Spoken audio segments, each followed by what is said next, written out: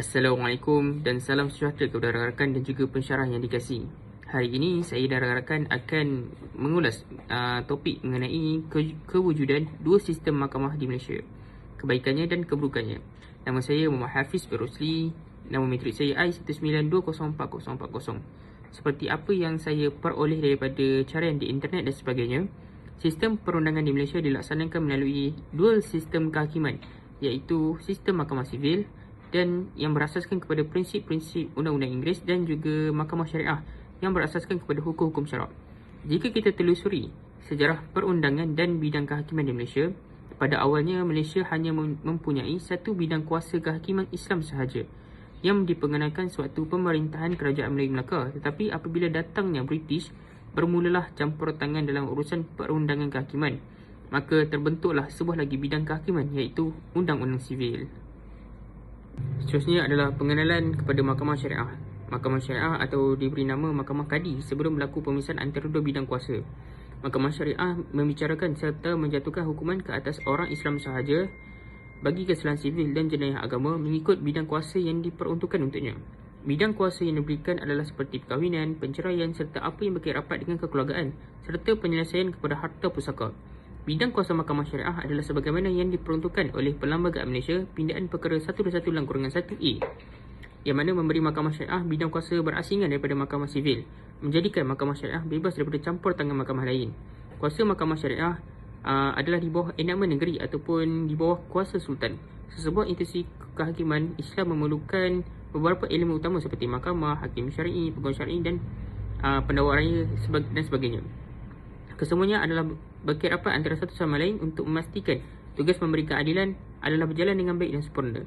Dalam surah Al-Ma'idah ayat 8, Allah Ta'ala berfirman, setiap hamba hendaklah berlaku adil dalam setiap perkara kerana ia adalah sebahagian bertakwa.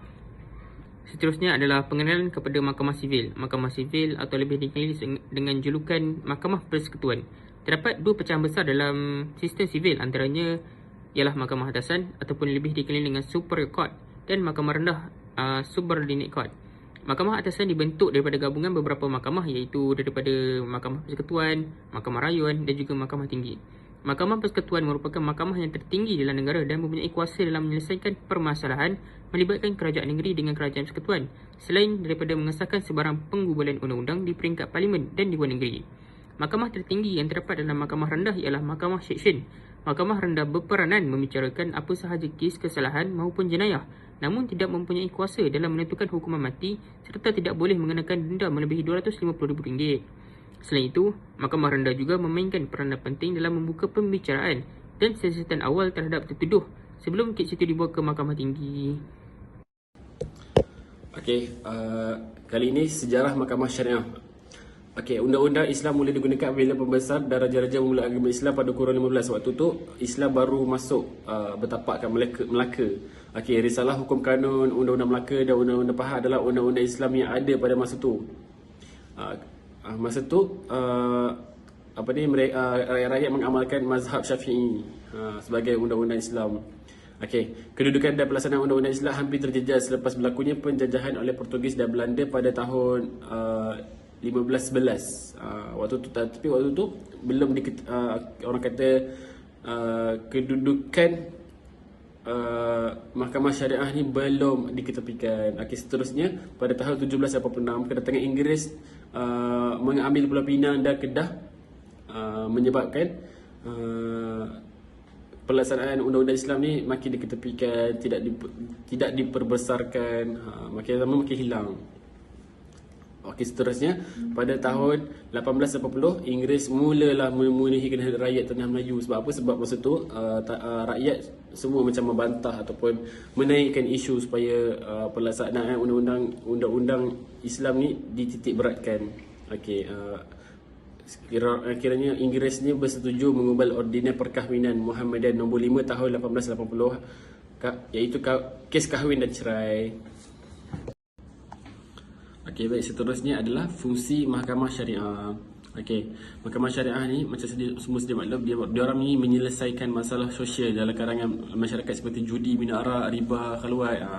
Kiranya kalau tak ada mahkamah syariah ni, entah apa yang jadi dekat kita punya rakyat-rakyat, kalangan-kalangan sosial kita.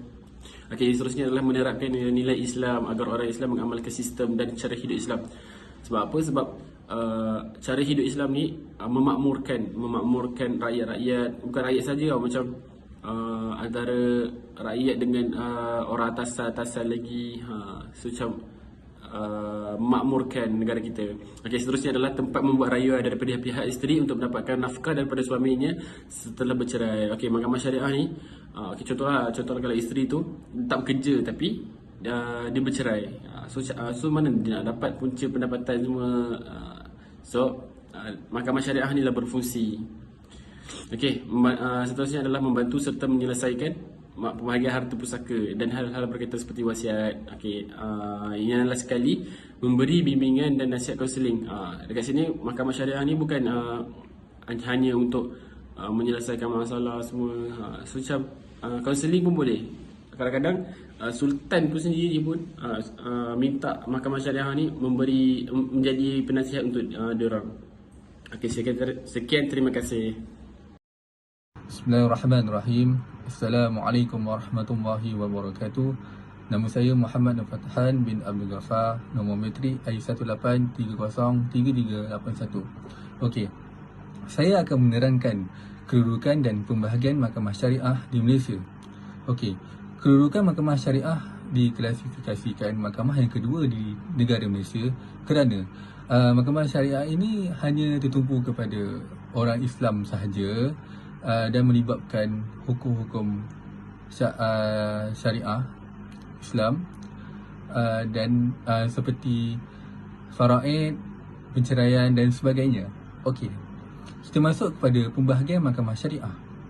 Yang pertama, mahkamah rayuan syariah, iaitu mendengar dan memutuskan kes-kes rayuan yang dikemukakan kepadanya apabila sesuatu pihak tertuduh atau pendakwa syar'i tidak berpuas hati terhadap keputusan yang dibuat oleh hakim mahkamah tinggi syariah. Yang kedua, kita masuk kepada mahkamah rendah syariah. Dia ada dua, bidang kuasa jenayah dan bidang kuasa mal. Kita masuk kepada bidang kuasa jenayah. Bidang kuasa jenayah ini ia membicarakan semua kesalahan jenayah syariah dan hukuman yang dikenakan dipenjarakan setahun dan mengenakan denda tidak lebih daripada RM2,000. Dan bidang kuasa mal pula mendengar dan memutuskan kepada kes mal yang melibatkan orang Islam dan dikenakan denda tidak melebihi RM100,000. Okey, kita masuk kepada mahkamah syariah, mahkamah tinggi syariah pula. Pada bidang kuasa jenayah, ia membicarakan semua kesalahan jenayah syariah dan hukuman yang ditetapkan 3 tahun penjara dan didenda melebihi RM2,000 ke RM5,000. Okey, bidang kuasa mal pula, ia mendengar dan memutuskan kepada kes mal yang melibatkan orang Islam dan boleh dikenakan denda melebihi RM100,000. Okey, itulah pada saya. Terima kasih. Bismillahirrahmanirrahim. Assalamualaikum warahmatullahi wabarakatuh. Okey, terlebih dahulu saya perkenalkan diri saya. Nama saya Muhammad Azfar Bezaidi, nombor metrik I18303378. Okey, saya akan ceritakan tentang kebaikan mahkamah syariah. Okey, kita boleh tengok poin yang pertama. Kebaikan mahkamah syariah ni, yang pertama, menyelamatkan umat Islam daripada keruntuhan rumah tangga. Okey, itu kebaikan yang pertama lah. Kita dapat lihat kebaikan adanya mahkamah syariah ni. Sebab apa? Dia boleh menyelamatkan kita daripada runtuh rumah tangga, atau lebih kita kenali sebagai cerai. Okey, seterusnya, menjalankan pentadbiran agama Islam dan sunnah bagi menjamin kesejahteraan orang Islam. Okey, kat sini kita boleh tengok kebaikan yang seterusnya. Kebaikan yang adanya kat mahkamah syariah ni, dia dapat melaksanakan hukum syariat Islam dan sunnah untuk menjamin kesejahteraan orang Islam. Kalau tak ada benda ni, mungkin kita akan akan dibuat sesuka hati lah. So itulah ada sebab yang kena ada kebaikan dia mahkamah syariah ni. Sebab apa ada mahkamah syariah ni, dia dapat menjamin kesejahteraan umat Islam. Okey, yang seterusnya dia dapat menyelesaikan masalah sosial masyarakat serta menyelesaikan pembagian harta pusaka. Okey, masalah sosial tu kita boleh contoh kan, seperti zina, judi, haluat, minum arak, itu adalah masalah sosial. Okey, kalau macam kalau harta pusaka tu dia umpama macam wasiat wasiat faraid atau lebih dikenal faraid, dan seumpamaan dengannya. Okey, seterusnya kebaikan mahkamah syariah ni dapat menerapkan nilai-nilai Islam agar orang Islam itu sendiri dapat mengamalkan sistem dan cara hidup Islam yang menyeluruh dalam kehidupan mereka. Okey, adanya mahkamah syariah ni dia dapat sebab apa? Dapat menerapkan nilai-nilai Islam ni kepada orang Islam, supaya orang Islam tu boleh mengamalkan sistem dan cara hidup mereka sebagai orang Islam. Okey, itulah sebabnya kenapa ada mahkamah syariah ni. Sebab dia ni dapat mempraktikkan atau menunjukkan contoh-contoh nilai-nilai Islam kepada orang Islam agar orang Islam tu sendiri dapat menghidupkan dan mengamalkan cara hidup Islam di dalam kehidupan mereka sebagai umat Islam. Okey, sekian saja daripada saya. Assalamualaikum warahmatullahi taala wabarakatuh. Bismillahirrahmanirrahim. Assalamualaikum warahmatullahi wabarakatuh. Nama saya Badrul Amin bin Yusuf, nombor matrik I18303-305. Hari ini saya akan membincangkan tentang kelemahan mahkamah syariah yang berada di Indonesia. Baik, yang pertama iaitu mahkamah syariah hanya boleh membicarakan kesalahan yang melibatkan orang-orang Islam. Walaupun dekat negeri kita ni banyak bidang kuasa yang boleh membuat perundangan mengenai hukum syarak, akan tetapi ianya hanya setakat yang dibenarkan oleh perlembagaan, persekutuan dan akta yang telah membataskan bidang kuasa mahkamah syariah dalam perkara jenayah dan syariah. Baik, yang kedua ialah bidang kuasa yang sangat terhad. Walaupun dekat negeri kita ni diberi kuasa untuk menubuhkan mahkamah syariah dan mengadakan undang-undang yang boleh menghukum mana-mana orang yang melakukan kesalahan sebagaimana yang dipertubuhkan. Namun kuasa yang dibenarkan ini adalah amat terhad kerana dibatasi oleh perlembagaan dan akta-akta tertentu. Oleh itu mahkamah syariah hanya diberi kuasa untuk menjatuhkan hukuman denda yang tidak melebihi RM5,000 atau penjara tidak melebihi 3 tahun atau sebatan tidak melebihi 6 kali atau kombinasi daripada mana-mana hukuman tersebut. Yang ketiga ialah ketidakseragaman undang-undang antara negeri. Salah satu masalah yang sedia dihadapi oleh mahkamah-mahkamah syariah sekarang ini seperti yang diperkatakan oleh Datuk Syekh Ghazali bin Haji Abdul Rahman, Ketua Hakim Syar'i Jabatan Kehakiman Syariah Malaysia, ialah ketiadaan penyeragaman undang-undang sebagaimana yang sedia dimaklumi bahawa undang-undang yang digunakan pakat adalah berbeza antara negeri kerana setiap negeri mempunyai bidang kuasanya yang tersendiri. Perbezaan ini menyebabkan banyak masalah yang berlaku seperti pengeluaran perintah yang berbagai dari beberapa negeri sedangkan ianya datang dari pihak yang sama. Manakala yang keempat ialah kelewatan pelantikan hakim-hakim mahkamah syar'i. Sebagai contoh, pelantikan hakim mahkamah rendah syariah sering mengalami masalah.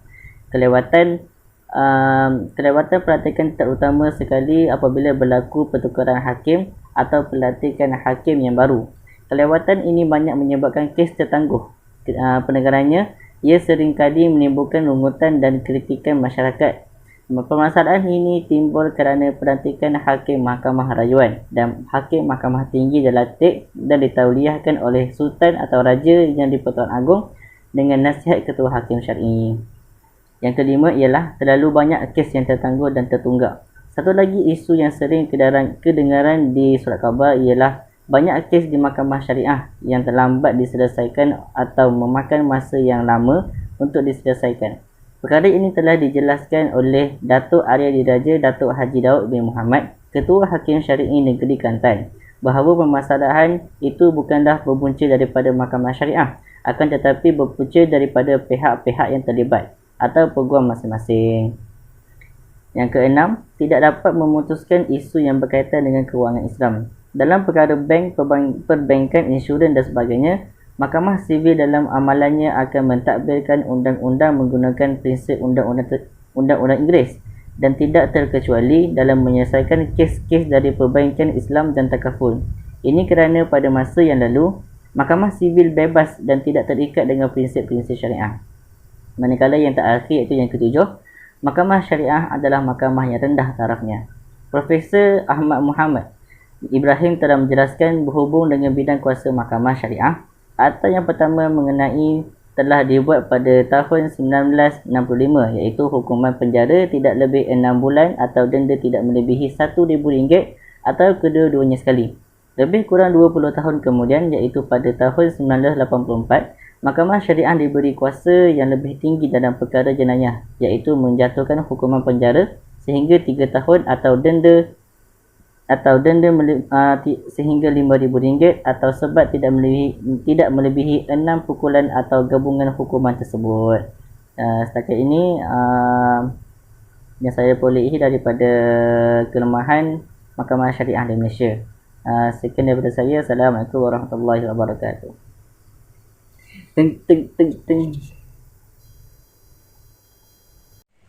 Bismillahirrahmanirrahim. Assalamualaikum warahmatullahi wabarakatuh. Nama saya Muhammad Kulam Syabir Abdul Aziz. Hari ini saya ingin mentangkan tentang sejarah penubuhan serta fungsi Mahkamah Sivil. Okey, kita pergi kepada sejarah penubuhan. Sejarah penubuhan Mahkamah Sivil. Dia di bawah Perjanjian Persekutuan Tanah Melayu pada tahun 1948. Mahkamah Agung telah ditubuhkan dan terdiri daripada Mahkamah Tinggi dan Mahkamah Rayuan. Seterusnya, Mahkamah Agung kemudiannya telah digantikan dengan Mahkamah Persekutuan dan 3 Mahkamah Tinggi, iaitu Mahkamah Tinggi Malaya, Mahkamah Tinggi Sumber dan Mahkamah Tinggi Borneo, iaitu pada tahun 1965. Mahkamah Tinggi hanya terdiri daripada Mahkamah Tinggi Malaya dan Mahkamah Tinggi Borneo. Mahkamah Tinggi Malaya, Tinggi Sabah dan Sarawak masing-masing dipengerusikan oleh ketua hakim mahkamah masing-masing.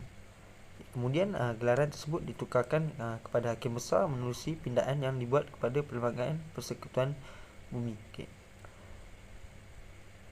Pada mulanya, Mahkamah Tinggi Malaya terdiri daripada ketua hakim, iaitu sekarang Hakim Besar Malaya, dan mempunyai sekurang-kurangnya 4 dan tidak lebih daripada 6 orang.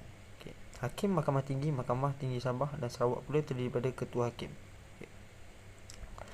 Mengikut peruntukan perkara pada Perlembagaan Persekutuan, bilangan maksimum terkini bagi bilangan Hakim Mahkamah Tinggi Malaya ialah 60, manakala Hakim Mahkamah Tinggi Sabah dan Sarawak ialah 13. Seterusnya kita pergi kepada fungsi Mahkamah Sivil. Mahkamah Sivil ini terbahagi kepada 2, iaitu Mahkamah Tinggi dan Mahkamah Rendah. Kita pergi kepada Mahkamah Tinggi dahulu. Mahkamah Tinggi ia mempunyai bidang kuasa penyeliaan dan pengubahan keputusan semua mahkamah bawahan, serta juga bidang kuasa untuk mencarikan semua rayuan daripada mahkamah bawahan, baik kes sivil maupun kes jenayah. Mahkamah Tinggi mempunyai bidang kuasa sivil yang tidak terhad dan umumnya membicarakan kes-kes yang tuntutannya lebih 1000. Selain daripada kes-kes yang melibatkan kemalangan kenderaan bermotor, penderitaan dan pertikaian antara tuan rumah dan penyewa. Mahkamah ini juga membicarakan kes-kes yang berkait dengan kesahan atau pembubaran perkahwinan, iaitu perceraian dan perkara-perkara suami isteri. Seterusnya, kemuflisan dan perkara-perkara berkait dengan penggulungan syarikat, itu bankrupt. Dan yang terakhir iaitu penjagaan kanak-kanak. Kita terus pergi kepada Mahkamah Rendah, iaitu Mahkamah Rendah dia terbagi kepada 3 bahagian. Mahkamah rendah ialah mahkamah magistrat dan mahkamah seksyen di Malaysia mempunyai bidang kuasa untuk membicara kedua-dua kes jenayah dan sivil. Mahkamah seksyen Mahkamah Seksyen Malaysia mempunyai bidang kuasa untuk membicarakan kesalahan-kesalahan yang tidak melibatkan hukuman mati. Mahkamah-mahkamah ini dipengerusikan oleh hakim-hakim Mahkamah Seksyen. Mahkamah Seksyen juga membicarakan semua kes sivil yang tuntutannya melebihi 25,000 tetapi tidak melebihi 250,000. Kecuali kes-kes yang melibatkan kemalangan kenderaan bermotor, penderitaan dan kes-kes antara tuan rumah dan penyewa. Seterusnya mahkamah magistrat. Para magistrat terbahagi kepada magistrat kelas pertama dan kedua. Dengan magistrat kelas pertama mempunyai kelayakan yang sah serta kuasa yang lebih besar. Magistrat kelas kedua ini biasanya tidak dilantik.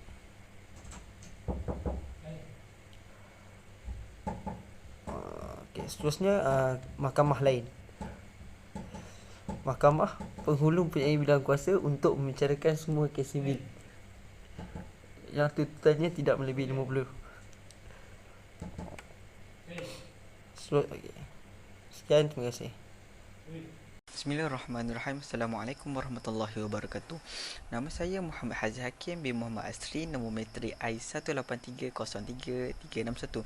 Okey, pada hari ini saya akan menerangkan tentang kedudukan dan pembahagian mahkamah sivil dalam negara. Okey, bidang kuasa mahkamah sivil di Malaysia adalah bidang kuasa yang dipecahkan kepada beberapa bahagian mengikut hierarki mahkamah yang ditetapkan oleh Badan Kehakiman. Secara umumnya, bidang kuasa mahkamah sivil sama ada bidang kuasa sivil atau jenayah ditetapkan di setiap hierarki mahkamah. Seperti mana kita boleh tengok dekat slide tu, struktur mahkamah di Malaysia, mahkamah sivil boleh dibahagikan kepada dua kategori, iaitu mahkamah tinggi iaitu Superior Court dan mahkamah rendah Subordinate Court. Mahkamah tinggi ini terdiri daripada mahkamah persekutuan, mahkamah rayuan dan mahkamah tinggi. Manakala mahkamah rendah pula terdiri daripada mahkamah seksyen dan mahkamah magistrat. Okey, mari kita lihat satu-satu. Okey, kita start bawah dulu. Mahkamah magistrat. Mahkamah magistrat ni adalah mahkamah yang bertindak menangani isu-isu utama, dan mahkamah magistrat ini diletakkan di setiap daerah di negeri Malaysia. Okey, seterusnya mahkamah seksyen. Mahkamah seksyen ni dia terbagi kepada dua bidang, iaitu bidang kuasa sivil dan bidang kuasa jenayah. Bidang kuasa sivil ni dia termaktub di bawah seksyen, ada dia punya seksyen lah. Macam kalau sivil ni CSA, macam Subordinate Court Arts pada 1948. Manakala kalau bidang kuasa jenayah pula dia merangkumi seksyen 63 dan seksyen 64. Okey, seterusnya kita pergi pada mahkamah tinggi. Mahkamah tinggi ni pun dia ada dua juga, tak silap saya. Tiga. Mahkamah tinggi dia ada tiga, iaitu bidang kuasa sivil, bidang kuasa jenayah dan bidang kuasa rayuan. Yang ketiga tu adalah bidang kuasa rayuan. Okey, kita pergi ke mahkamah rayuan. Mahkamah rayuan secara umumnya, mahkamah rayuan ni dia mempunyai bidang kuasa untuk mendengar rayuan daripada mahkamah tinggi yang berkaitan dengan kedua-dua kes sivil dan jenayah. Itulah mahkamah rayuan. Okey, kita pergi ke mahkamah persekutuan. Mahkamah persekutuan kat sini kita macam kalau kita tengok kat slide tu, dia paling atas sekali. So mahkamah persekutuan ni adalah mahkamah tertinggi di Malaysia, dan dia punya kerja ni macam mendengar rayuan daripada mahkamah rayuan, macam dengar daripada bawah. So dia macam dengar bawah. So gitu je. And then dekat mahkamah tinggi ni, mahkamah persekutuan ni dia mendengar daripada rayuan sivil, rayuan jenayah. Macam kalau rayuan sivil ni dia mendengar daripada mahkamah rayuan adalah salah satu bidang kuasa mahkamah persekutuan dengan izin mahkamah persekutuan. Lepas tu kalau rayuan jenayah pula dia mahkamah persekutuan turut mempunyai bidang kuasa mendengar rayuan kes jenayah daripada mahkamah rayuan, di mana kes yang didengari ni adalah kes yang telah dibicarakan di mahkamah tinggi dalam bidang kuasanya. Okey, kita tengok dekat slide yang terakhir sekali, iaitu mahkamah penghulu, iaitu sistem mahkamah paling rendah. kita tengok sistem mahkamah yang paling rendah dalam sistem kehakiman dalam negara kita ni adalah mahkamah penghulu. Mahkamah penghulu ni dia dikendalikan oleh penghulu yang dilantik oleh kerajaan. Mahkamah penghulu hanya diberi kuasa mengendalikan kes menyebabkan tuntutan di bawah nilai RM50 dan sekiranya bersalah hanya boleh didenda maksima pun RM25 saja. Okey, sekiranya keputusan atau perbicaraan yang diputuskan mahkamah penghulu tidak memuaskan hati, maka kes itu boleh dengarkan di peringkat mahkamah magistrate, kira macam atas dia lah. So itu saja daripada saya. Sekian, wabillahi taufiq wal hidayah. Wassalamualaikum warahmatullahi wabarakatuh. Okay, bismillahirrahmanirrahim. Assalamualaikum warahmatullahi wabarakatuh. Nama saya Muhammad Hafiz Yamin bin Muhammad, Numentri I1920402. Okey, saya akan bentangkan satu topik iaitu kebaikan mahkamah sivil. Okey. Untuk poin yang pertama, mahkamah sivil ni dia digunakan untuk orang yang bukan Islam. Maksudnya di sini kalau ada satu kes ataupun jenayah, dia akan diletakkan, orang bukan Islam ni akan diletakkan ke bahagian mahkamah sivil. Okey. Untuk poin yang kedua lah, majoriti negara di dunia ini menggunakan mahkamah sivil. Okey, maksudnya di sini kebanyakan negara-negara luar akan menggunakan mahkamah sivil ni juga. Maksudnya di sini contohnya seperti negara barat kan, diorang banyak menggunakan mahkamah sivil lah untuk menentukan sesuatu hukuman untuk jenayah. Okey. Poin yang ketiga pula, mahkamah sivil ni hukuman dia lebih ringan berbanding mahkamah syariah. Okey, maksud sini hukuman sivil yang jenayah ni dia punya hukuman dia lebih ringan berbanding mahkamah syariah. Contohnya, saya ada petik satu akhbar, iaitu pada tahun 22 Ogos 2018 di Kuala Terengganu, satu kes mencuri kan. Dia dikenakan denda 22 tahun, 8 sebatan dan denda RM7,000. Okey, untuk poin seterusnya ialah mahkamah sivil lebih banyak pecahan kes jenayah. Maksudnya di sini mahkamah sivil ni dia ada part-part jenayah masing-masing lah. Dia ada macam bahagian membunuh ke apa ke, dia ada orang kata apa, disiplifikasikan kes kita sebut lah dalam satu-satu bahagian. Kena lebih banyak tersusun kes. Okey, poin yang terakhir ialah hukuman boleh diterima di akal manusia. Okey, maksudnya di sini untuk kefahaman kita lah, hukuman-hukuman tu maksudnya dia tidaklah terlalu berat kan, tidaklah terlalu berat untuk menghukum. Walaupun bagaimanapun ya, dia ada kebaikan dan keburukan jugalah. Tapi part saya ni saya ambil kebaikan mahkamah sivil lah. Okey, itu aja. Baik, terima kasih. Assalamualaikum. Assalamualaikum warahmatullahi wabarakatuh. Nama saya Nova Isfahan bin Nofaizal, K-Matrix I1920403, dan saya akan menerangkan tentang kelemahan sistem mahkamah sivil. Okey, poin saya yang pertama iaitu hukuman yang menyeksakan bagi para bersalah. Hal ini boleh dibuktikan melalui hukuman gantung sampai mati, di mana pesalah akan digantung, dan situasi itu agak menyeksakan bagi diorang kerana hukuman tersebut mengganggu sistem pernafasan pesalah tersebut, dan pesalah tersebut akan tercekik sebelum menemui ajal. Dan kedua, sistem sebatan, di mana sebatan dalam Islam tak sama dengan sebatan dalam mahkamah sivil ni.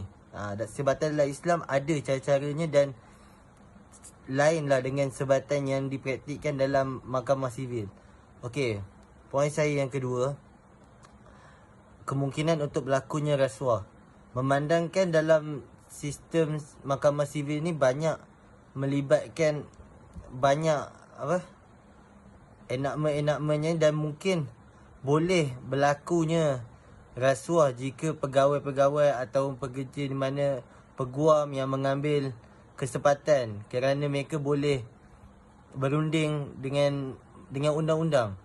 Berbeza dengan mahkamah Islam yang ada ketetapan khusus di dalam satu kes. Yang ketiga, jelas sekali ini juga merendahkan martabat undang-undang Islam, di mana mahkamah sivil ini diletakkan sebagai prioriti dalam negara ini berbanding dengan undang-undang Islam, dan itu akan menjatuhkan maruah dan darjat orang Islam itu sendiri dalam sebuah negara yang berlandaskan Islam sebagai agama nombor satu. Dan yang terakhir, penelitian terhadap saksi dan bukti dalam satu kes tidak ketat.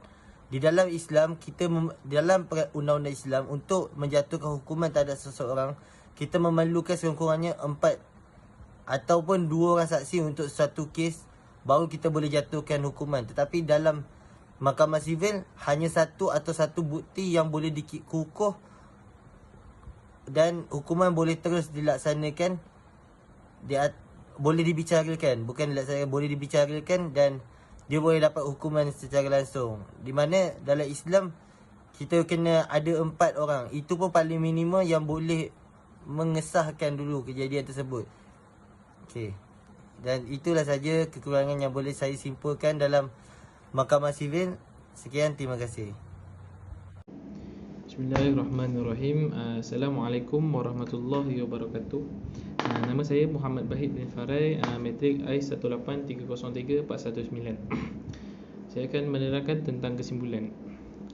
Perbincangan dilihat tidak ada pencegahan antara bidang sivil dan syariah. Bidang sivil mempunyai hak dan kuasa secara luas, manakala mahkamah syariah mempunyai hak dan bidangnya yang tersendiri yang tidak boleh dicampur tangan oleh pihak sivil. Persoalan yang berhubung dengan bidang perundangan Islam hendaklah diurus di bawah bidang syariah. Orang bukan Islam tidak dipaksa ke mahkamah syariah. Mereka boleh memberi kerjasama, membantu melicinkan perjalanan mahkamah syariah seperti memberi keterangan dan sebagainya. Sebaliknya, orang bukan Islam tidak boleh membawa persoalan yang berhubung dengan mahkamah syariah ke mahkamah sivil. Adalah tuduhan yang melulu dan tidak berasas jika dikatakan mahkamah syariah memberi keadilan kepada penganut agama Islam semata-mata. Sungguhnya memahami adalah lebih baik daripada memusuhi. Pepatah ada mengatakan manusia itu memusuhi apa yang tidak diketahui. Itu saja daripada saya. Assalamualaikum.